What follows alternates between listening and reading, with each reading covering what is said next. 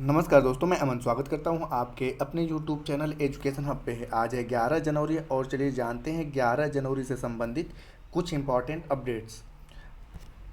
आगे बढ़ने से पहले जानते हैं आज के दिवस के बारे में। तो आज ही के दिन 11 जनवरी साल 1966 को ताशकंद में भारत के पूर्व प्रधानमंत्री लाल बहादुर शास्त्री जी का निधन हुआ था। तो आज उनकी पुण्यतिथि मनाई जा रही है। जैसा कि आपने पता है कि 2 अक्टूबर साल 1904 में वाराणसी के मुगल सराय में इनका जन्म हुआ था और 11 जनवरी साल 1966 को इनकी मृत्यु हुई थी। तो आज उनका पुण्यतिथि मनाया जा रहा है। और साथ ही साथ आज ही के दिन 11 जनवरी को राष्ट्रीय मानव तस्करी जागरूकता दिवस भी मनाया जा रहा है। तो ये है आज के प्रमुख दिवस। अब बढ़ते हैं आज के करंट अफेयर्स के अपडेट की तरफ। तो आज का पहला अपडेट है अंतर्देशीय जल मार्ग विकास परिषद की बैठक कहाँ आयोजित की गई। ऑप्शन है कोलकाता में, लखनऊ में, भोपाल में या अहमदाबाद में। तो सही ऑप्शन होता है ए, कोलकाता में। एक्सप्लेन में जानते हैं यहाँ पर। तो यहाँ पे कि जनवरी 2024 में अंतर्देशीय जलमार्ग विकास परिषद कोलकाता में आयोजित की गई। यह अंतर्देशीय जलमार्ग विकास परिषद की पहली बैठक थी। इस बैठक की अध्यक्षता केंद्रीय बंदरगाह जहाजरानी एवं जल मार्ग मंत्री सर्बानंद सोनोवाल द्वारा की गई। इस बैठक में देश में नदी क्रूज पर्यटन के विकास के लिए 45,000 करोड़ रुपए के निवेश की प्रतिबद्धता जताई गई। इस महत्वाकांक्षी आवंटन में अनुमानित 35,000 करोड़ रुपए क्रूज जहाज़ों के लिए निर्धारित किया गया है, जबकि वर्ष 2047 तक क्रूज टर्मिनल बुनियादी ढांचे के विकास के लिए 10,000 करोड़ रुपए का निवेश किया जाएगा। सोनोवाल ने इस बैठक में हरित नौका दिशा निर्देश और नदी क्रूज पर्यटन रोड मैप 2047 भी लॉन्च किया है। अगला विषय, हाल ही में शेख हसीना बांग्लादेश की प्रधानमंत्री बनी। यह उनके प्रधानमंत्री का कौन सा कार्यकाल है। चौथी बार, पांचवीं बार, छठी बार या सातवीं बार। तो सही ऑप्शन होता है बी, पांचवीं बार। जानते हैं इनके बारे में। तो बांग्लादेश में हाल ही में प्रधानमंत्री पद के चुनाव के लिए मतदान किया गया। इस चुनाव में शेख हसीना विजेता रहीं। शेख हसीना बांग्लादेश की पांचवीं बार प्रधानमंत्री बनी है। शेख हसीना की पार्टी का संबंध आवामी लीग से है। हसीना की पार्टी आवामी लीग ने 300 सीट वाली संसद में 223 सीटें प्राप्त की हैं। वहां की विपक्ष पार्टी बांग्लादेश नेशनलिस्ट पार्टी ने चुनाव का बहिष्कार किया है। बांग्लादेश की प्रधानमंत्री शेख हसीना 2009 से सत्ता पर काबिज हैं। इस जीत के साथ हसीना आज़ादी के बाद बांग्लादेश में सबसे लंबे समय तक पद पर रहने वाली प्रधानमंत्री बनने की ओर बढ़ रही हैं। अगला विषय, संयुक्त राष्ट्र ने 2024 में भारत की विकास दर का अनुमान क्या लगाया है। ऑप्शन है 5.2%, 6.2%, 7.2% या 8.2%। तो सही ऑप्शन होता है बी, 6.2%। तो जानते हैं इसके बारे में। तो हाल ही में संयुक्त राष्ट्र ने साल 2024 के लिए भारत के विकास यात्रा को घटा दिया है। संयुक्त राष्ट्र के अनुसार साल 2024 में भारत की विकास दर 6.2% रहेगी। इससे पूर्व संयुक्त राष्ट्र ने 6.7% विकास दर का अनुमान लगाया था। यह गिरावट मजबूत घरेलू मांग और विनिर्माण और सेवा क्षेत्र में मजबूत वृद्धि के बावजूद है। रिपोर्ट में कहा गया है कि दक्षिण एशियाई क्षेत्रों में जीडीपी वर्ष साल 2024 में 5.2% रहने का अनुमान है। यह भारत में मजबूत विस्तार से प्रेरित है, जो कि दुनिया में सबसे तेजी से बढ़ती अर्थव्यवस्था बना हुआ है। अगला विषय, भारतीय ओलंपिक संघ का मुख्य कार्यकारी अधिकारी किसे नियुक्त किया गया। ऑप्शन है रघुराम अय्यर, विकास सिंह, ब्रिजेश कुमार या राम मोहन सिंह। तो सही ऑप्शन होता है ए, रघुराम अय्यर। एक्सप्लेन में जानते हैं। तो जनवरी 2024 में रघुराम अय्यर को भारतीय ओलंपिक संघ का मुख्य कार्यकारी अधिकारी नियुक्त किया गया। इससे पूर्व रघुराम अय्यर आईपीएल की राजस्थान रॉयल टीम से जुड़े थे। सुप्रीम कोर्ट द्वारा गठित पैनल द्वारा तैयार किए गए नियम के अनुसार यह नियुक्ति की गई है। आदेश के अनुसार सीईओ संघ के महासचिव के कार्यों को करेगा। भारतीय ओलंपिक संघ भारत में ओलंपिक आंदोलन और राष्ट्रमंडल खेलों के लिए शासी निकाय है। यह ओलंपिक में भारत का प्रतिनिधित्व करने के लिए एथलीटों का चयन करने के लिए जिम्मेदार है। भारतीय ओलंपिक संघ की स्थापना साल 1927 में हुई थी।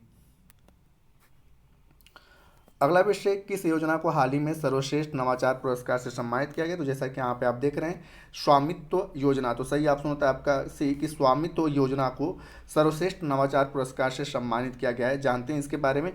तो स्वामित्व योजना जो है केंद्र सरकार द्वारा शुरू की गई थी। इस योजना का उद्देश्य ग्रामीण क्षेत्रों में भूमि स्वामित्व को सुनिश्चित करना था। हाल ही में इस योजना को सर्वश्रेष्ठ नवाचार पुरस्कार से सम्मानित किया गया है। यह पुरस्कार लोक नीति संवाद 2024 में प्रदान किया गया। लोक नीति संवाद 2024 का आयोजन हैदराबाद में किया गया। स्वामित्व योजना को अप्रैल 2020 में शुरू किया गया था। यह पंचायती राज मंत्रालय की यह एक योजना है, जैसा कि आप इसके लोगों में भी देख सकते हैं और यहाँ पर भी आप देख सकते हैं। अगला विषय, हाल ही में अलवारो चक्रवात खबरों में रहा, यह कहाँ पर आया? ऑप्शन है मेडागास्कर, लक्षद्वीप, अंडमान निकोबार या सुमात्रा। तो सही ऑप्शन होता है आपका ए, मेडागास्कर। एक्सप्लेन जानते हैं। तो मेडागास्कर हिंद महासागर में स्थित द्वीपीय देश है। यह हिंद महासागर में स्थित विश्व का चौथा सबसे बड़ा देश है। हाल ही में मेडागास्कर में अलवारो चक्रवात आया और यह साल 2024 में आया मेडागास्कर का पहला चक्रवात है। अलवारो ने मेडागास्कर में एट्रिसिमो, आट्रेफाना, हाउते, मत्स्य यात्रा और मेनावे को सबसे ज़्यादा प्रभावित किया है। मोराबे प्रांत जैसे क्षेत्रों में जब बारिश होती है तो तूफानी पानी को निकालना और समुद्र की ओर ले जाना बेहद चुनौतीपूर्ण हो जाता है। मेडागास्कर की राजधानी एंटानानारिवो है। ठीक है, तो यहाँ पर आपका पूछा है कि अलवारो चक्रवात कहाँ पे, तो महासागर के बारे में अगर पूछे तो हिंद महासागर। और किस देश को प्रभावित किया है, तो मेडागास्कर, जिसकी राजधानी एंटानानारिवो है।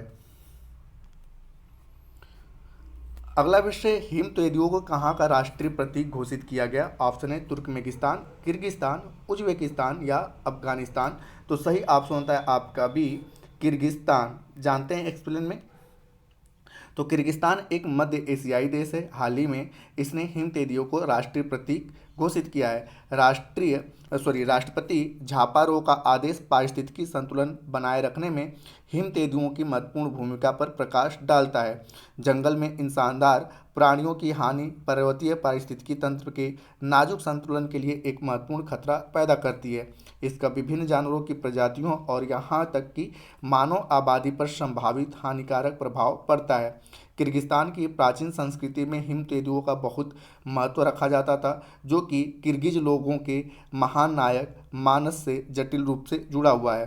किर्गिस्तान द्वारा साल 2023 में ग्लोबल स्नो लेपर्ड फोरम की मेजबानी की गई थी और किर्गिस्तान की राजधानी बिश्केक है।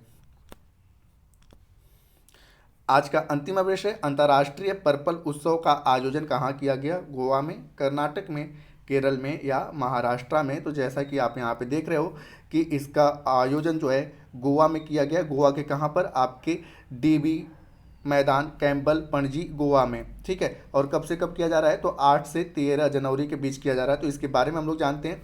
तो यहाँ पे कि अंतर्राष्ट्रीय पर्पल उत्सव का आयोजन गोवा में किया जा रहा है। यह महोत्सव 13 जनवरी तक चलेगा। यह उत्सव भारत सरकार के सामाजिक न्याय और अधिकारिता मंत्रालय के दिव्यांगजन सशक्तिकरण विभाग द्वारा आयोजित किया जा रहा है।